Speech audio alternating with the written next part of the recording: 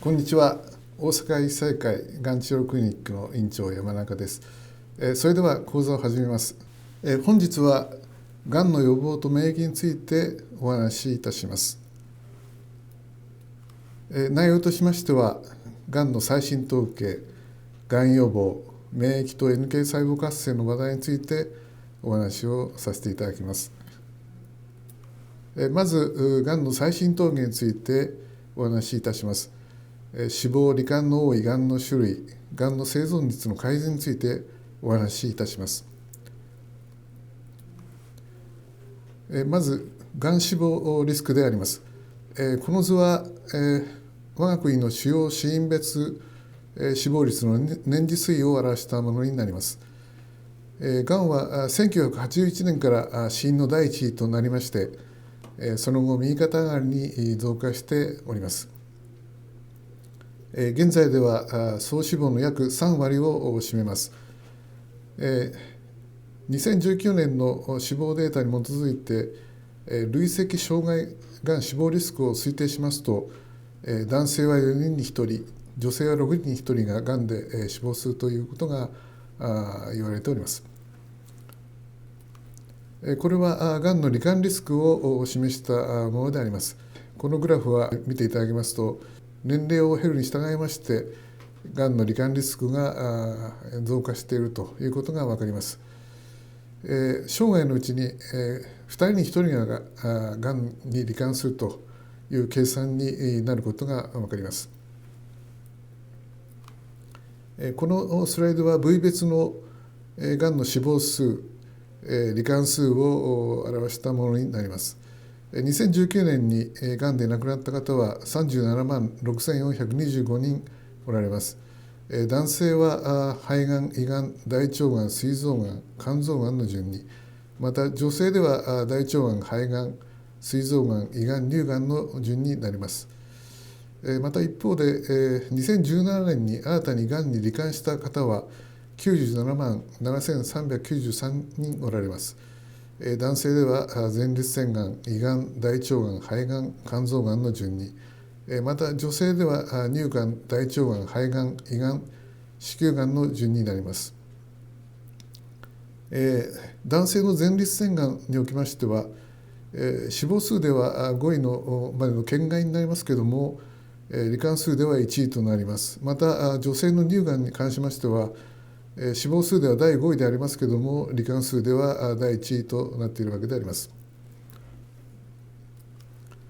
これは年齢階級別の罹患率を示したグラフになります。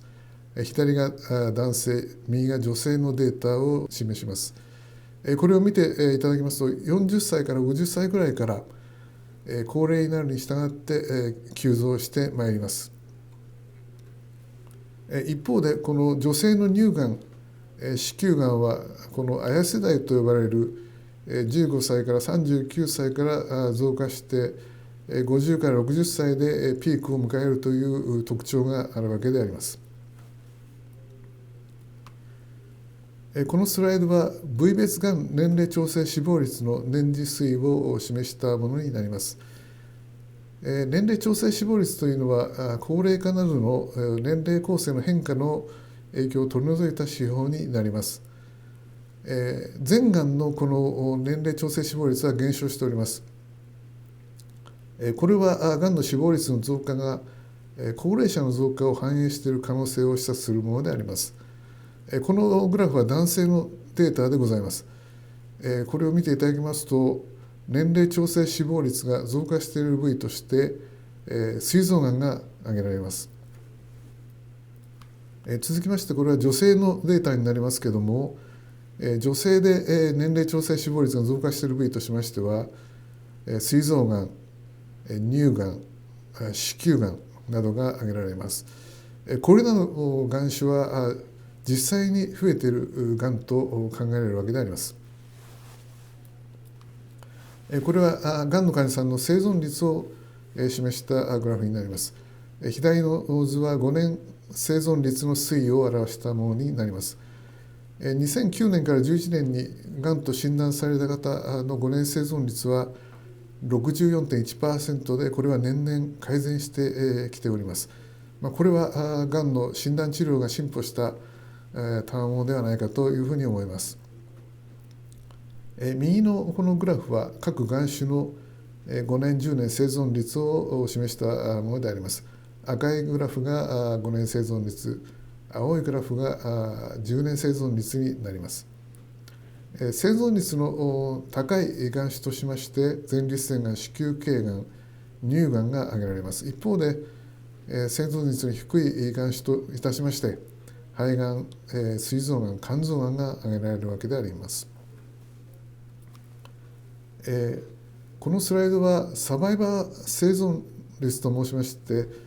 がんと診断されてからの年数別の生存率を表すものであります。例えば肺がんとか膵臓がんといったがん種は診断時の5年後の生存率は非常に低いわけでありますけれども、例えば患者さんが5年生存すると、その後の5年生存率は 80% くらいまで改善してまいります。サバイバー生存率の最大の利点は、がんの患者さんに希望を与えられるとか、あるいはいつ職場に復帰できそうかといった将来の見通しができることであろうかと考えられます。さて、ここで質問です。皆さんはがんの原因は何だとお思いでしょうか。遺伝、放射線、ウイルス、細菌、生活習慣以上のすべての中からお答えください。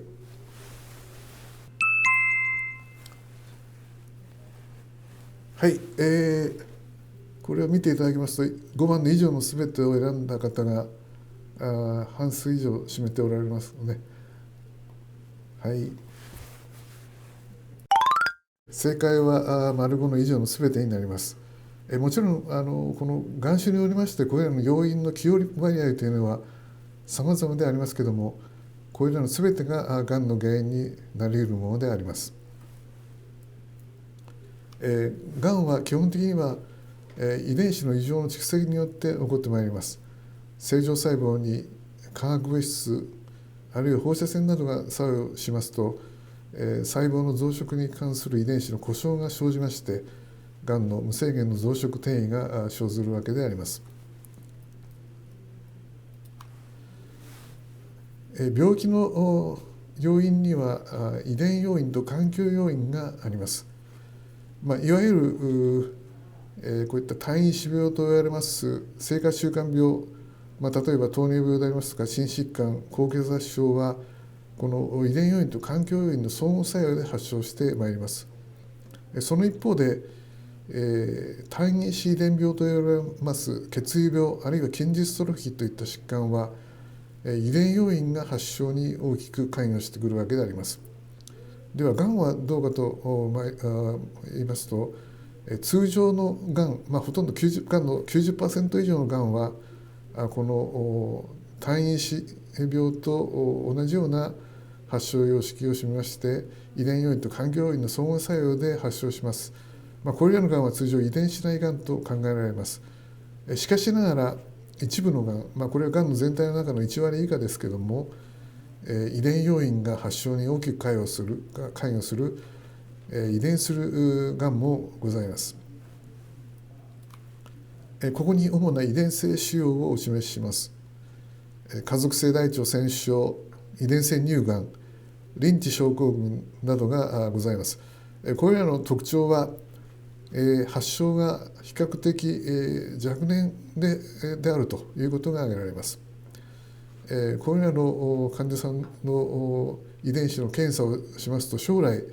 この親から遺伝して家族に発症するかもしれないという遺伝子異常が判明するケースがございます。したがいまして遺伝カウンセリングというのが非常に重要になってまいります。これは皆さん方の主治医の先生に相談されるとよろしいかと思います。またこの、皆さんもよくご存知かと思いますけども、遺伝性乳がんと呼ばれるがんにおきましては BRCA1、BRCA2 という遺伝子異常が見つかりますと、乳がんでありますか卵巣がんになるリスクが非常に高くなります。発症前にこの乳がんとか卵巣を切除しますと約9割でがんが防ぎます。したがいまして手術の推奨度が非常に高いわけでございます。それでは続きまして、がんの予防ということで、がんの危険因子、がん予防、がん検診についてお話しさせていただきます。このスライドは日本人におけますがんの危険因子を示した図になります。男性のがんの 53.3%、女性のがんの 27.8% は生活習慣や感染が原因で発症してまいります。特にこの喫煙、感染、肥満、野菜・果物摂取の不足、運動不足、こういったものが危険因子の上位を占めてまいります。ここで科学的根拠に根ざした日本人のためのがん予防法というものを紹介させていただきます。これは国立がん研究センターの方から提唱されているものでございます。まず禁煙、タバコは吸わない、他人のタバコの煙を可能な限り避ける。2番目に摂取ということでアルコールをできるだけ控える、適度な飲酒、1日、日本酒であれば1合、ビールであれば1本程度にすると。飲まない人、飲めない人は無理に飲まない。3番目に食生活を見直す。食事は偏らずにバランスよくとる。食品の摂取は、7から8グラム程度を目安にする。野菜や果物不足にならない。熱い飲食物は避けるということが挙げられます。また4番目に適正体重の維持、太りすぎない、痩せすぎないということがございます。また5番目に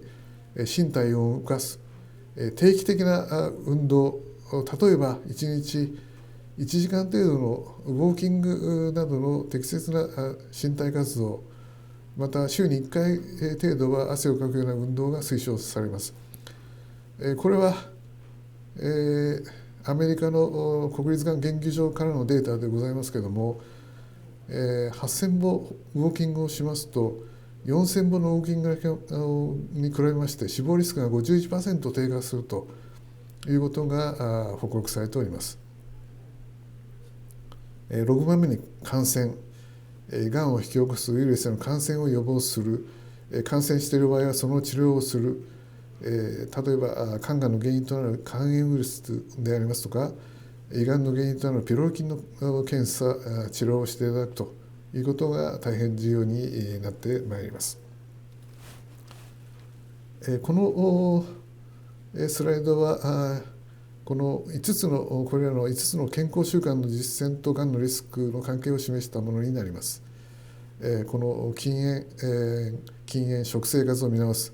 適正体重の維持、身体を動かす、摂取、こういった5つの健康習慣を実践しますと、男性で 43%、女性で 37%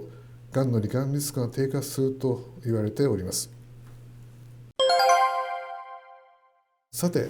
ここで質問です。皆さんはこれらの健康習慣をいくつ実践しておられますでしょうか。0から1個、2から3個、4個、5個のうちからお答えください。4個という方が一番多いようですかね。半分ぐらいしています。5個を実践していただきますと、なお良いということだと思います。さて、がん検診というのはがんの二次予防とも言われております。現時点で科学的根拠のある検診としまして胃の X 線または内視鏡検査、子宮頸部の細胞診、乳房のマンモグラフィー、肺であれば胸部の X 線と喫煙者の核炭検査、大腸の便潜血検査と内視鏡検査、肝臓であれば肝炎ウイルス検査、こういったものが挙げられます。右のこのグラフは我が国のこの胃がん、肺がん、大腸がん、子宮頸がん、乳がんの検診率を示したものであります。検診の受診率は 40% 程度でございまして、先進諸外国のそれが70から 80% ということから比べますと、検診率が非常に低いことが分かります。やはり、がんの早期発見というのは大変重要な予防手段でございますので、ぜひがん検診を積極的に受けていただければと思います。それでは最後に、免疫の仕組みと NK 細胞活性の概略について、説明させていただきます。がんに対する免疫機構は、いわゆる初期防衛ラインといわれる自然免疫と、最終防衛ラインでありますこの獲得免疫、この2つから成り立っております。自然免疫におきましてはこのナチュラルキラー細胞とマクロフェージが主な役割を果たしますし、獲得免疫におきましては免疫の中枢の細胞であります樹状細胞がこのリンパ球を教育することによりまして、がんの正体がどういうものかということを樹状細胞がリンパ球に教育しますと、このリンパ球ががんを攻撃するようになるわけであります。すなわちがんに対する免疫というのはこの自然免疫と獲得免疫の2つから成り立っているということであります。さて、このナチュラルキラー細胞というのは体内の見守り役とも言われております。ナチュラルキラー細胞は全身をパトロールしながらがん細胞やウイルス感染細胞などを見つけて攻撃します。NK 活性が低いということは体内の安全が守られていない状態で免疫力の低下による健康障害のリスクが高くなるわけであります。さて、この図は NK 活性の強さと発がんリスクの関係を示したグラフになります。左が男性、右が女性のデータを示します。これは埼玉県内の40歳から80歳の男女3500人を NK 活性の強さで高中低の3段階に分けまして、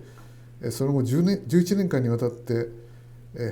がんの発症があるかどうかを調べたデータでございます。これを見てまいりますと NK 活性が低いグループは NK 活性が高いあるいは中くらいのグループに比べまして2倍程度のがんに罹患するリスクがあるということが分かるわけであります。逆に言いますと NK 活性が高いグループはがんにかかりにくいということにもなるわけであります。さて NK 活性を低下させる要因にはさまざまなものがあります。加齢がん化学療法もございますし、また悪い生活習慣として喫煙、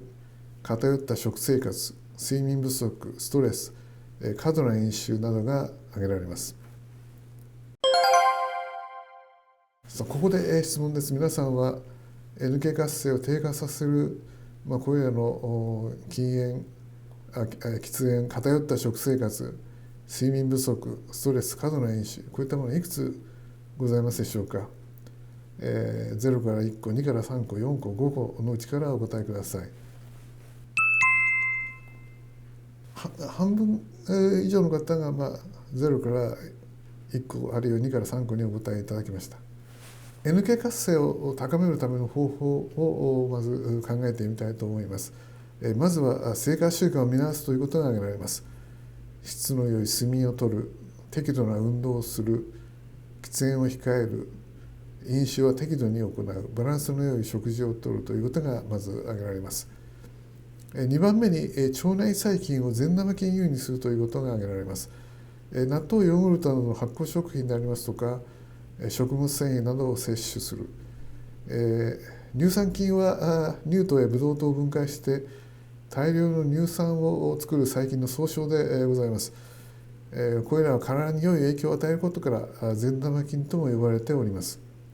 またこの食物繊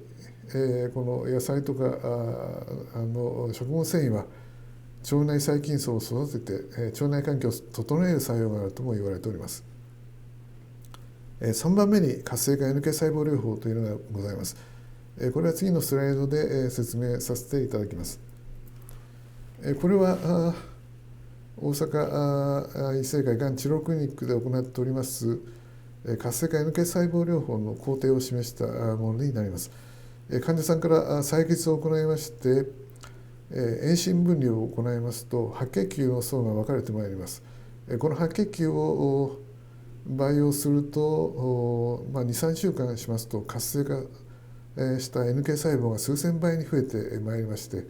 ここれを患者様に点滴投与するわけであります。今日のお話のまとめをさせていただきます。今日はがんの最新統計ということで、死亡罹患の多いがんの種類でありますとか、生存率の改善ということをお話しした上で、がん予防ということで、禁煙、アルコールを控えるバランスの良い食事、適正体重の維持、運動、これらの5つの健康習慣、それからこのウイルス細菌の感染予防対策、早期発見につながるがん検診についてお話しさせていただきました。そして最後にこの免疫の仕組みということで、 NK 細胞の活性化と発がんの関係でありますとか、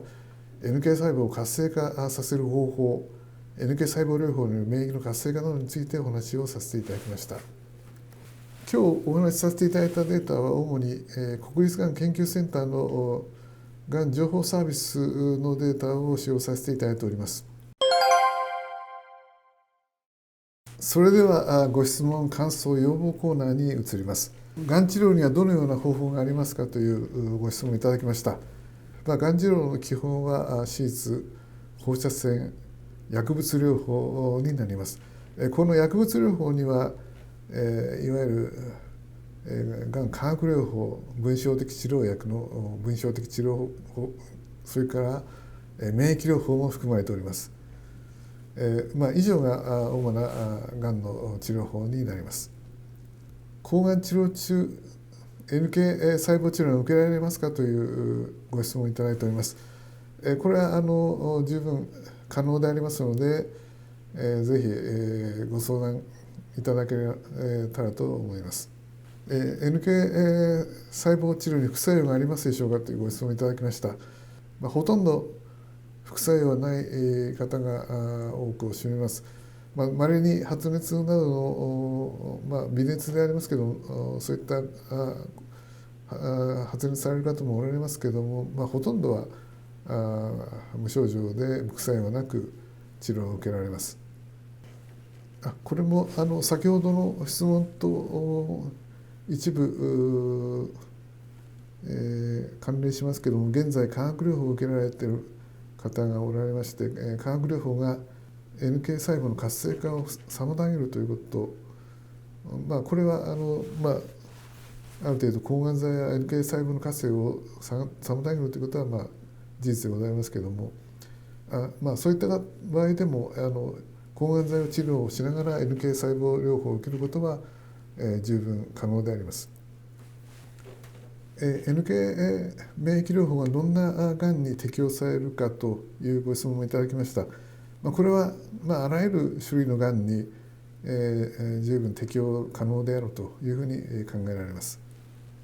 それではこの辺りで質問コーナーを終了させていただきます。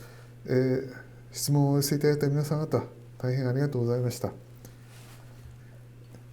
本日お話しした内容が皆さん方の日々の健康に役立つ情報であれば、幸いでございます。本日はご参加くださいましてどうもありがとうございました。全国の患者様を対象にオンラインにてがん免疫療法の無料相談が受けられます。予約申し込みはお電話またはウェブ予約からお申し込みください。こんにちは、コーディネートナースの向井です。私たちコーディネートナースは患者さんの病気の重症化・再発の防止、健康の維持増進に取り組んでいます。治療を休んでいた方が再開される場合や気になる症状がある方にお電話や面談でサポートを行っています。気になることがある方はこちらへご連絡ください。健康相談もお気軽に。お電話の際はコーディネートナースへの相談とお伝えください。